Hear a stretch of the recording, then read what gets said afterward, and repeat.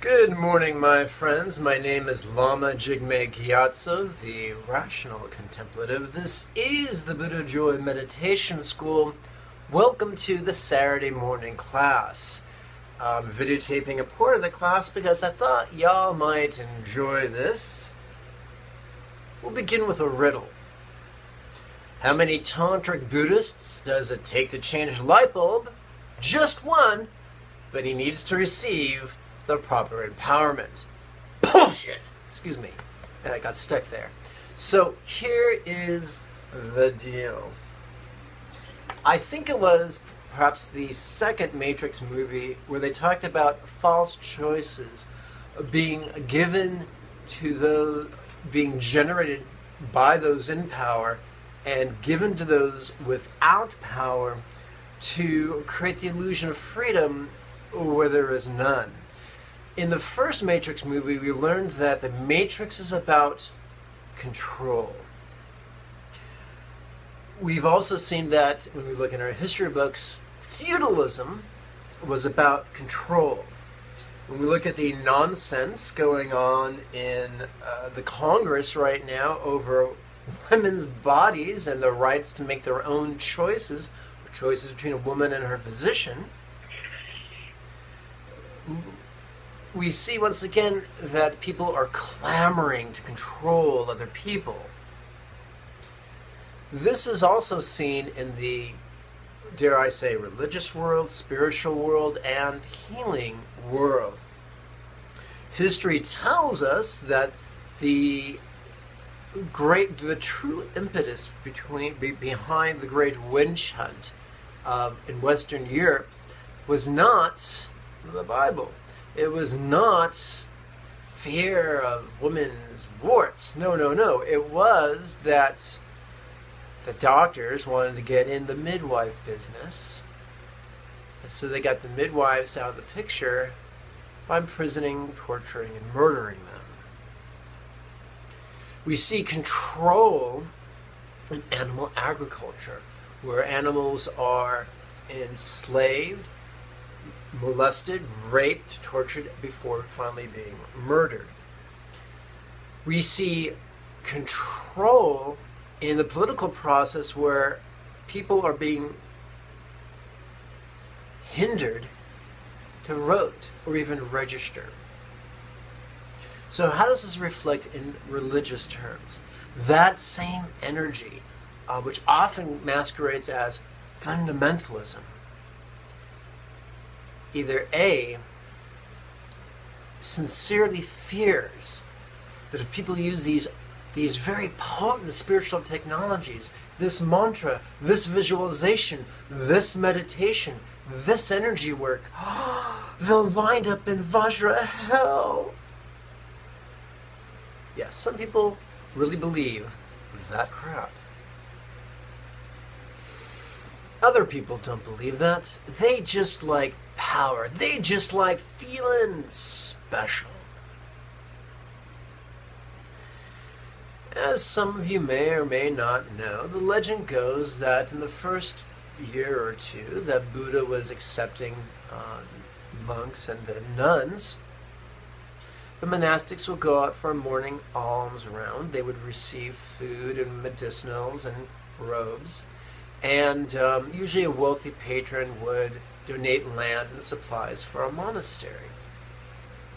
As the centuries passed, and eventually Buddhism came to Tibet, the monasteries no longer provided monks with anything but a place to live. There was no food, and there was no garments, and there were no supplies. People were expected to find their own patrons, either amongst strangers or amongst kin. And so it should come as little surprise that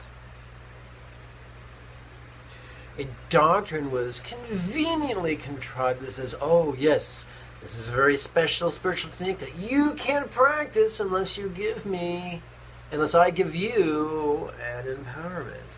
And so after just a modicum of training, monks would go out armed with just one practice, and they'd go to reverse the countryside, giving reading transmission, explanation, and empowerments. They collect money, and then they'd be able to spend the rest of the year in a monastery.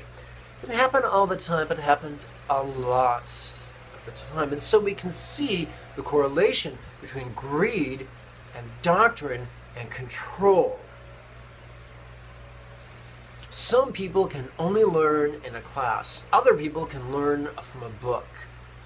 But in the healing world, in the esoteric healing world, sometimes people are said, listen, if you don't spend thousands of dollars going to a seminar, and if you don't have the money for that or the health for that, and you just want to learn this by reading and practicing, we're not going to give you the really juicy tools you need.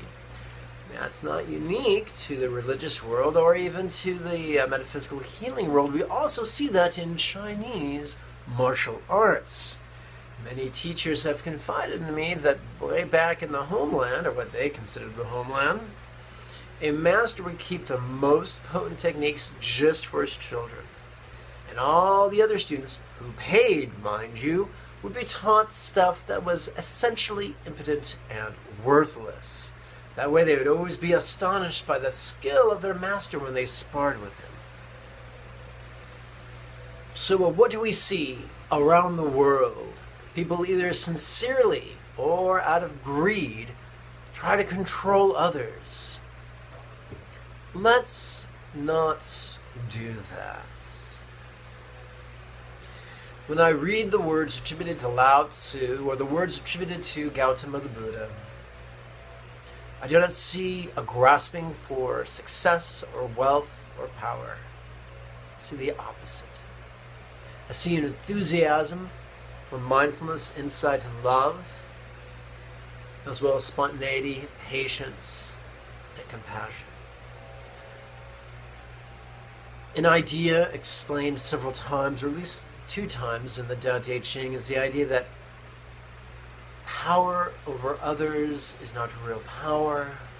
Power over ourselves and our impulses, that is real power. So come, let us forsake self-important hypervigilance that is far too common in most forms of conservatism around the world, regardless of race, language, or metaphysical orientation. Let us forsake this hypervigilance, this controlling tendencies, this fear, and instead traverse a path of wisdom, peace, love, and joy. May you and yours be healthy and happy. And I want to thank all my patrons on Patreon who are supporting of the Buddha Joy Meditation School and who are making these free videos, free classes, and free webinars possible. If you haven't already, I invite you to use the links below and join our free mailing list. May you and yours be healthy and happy. Bye-bye.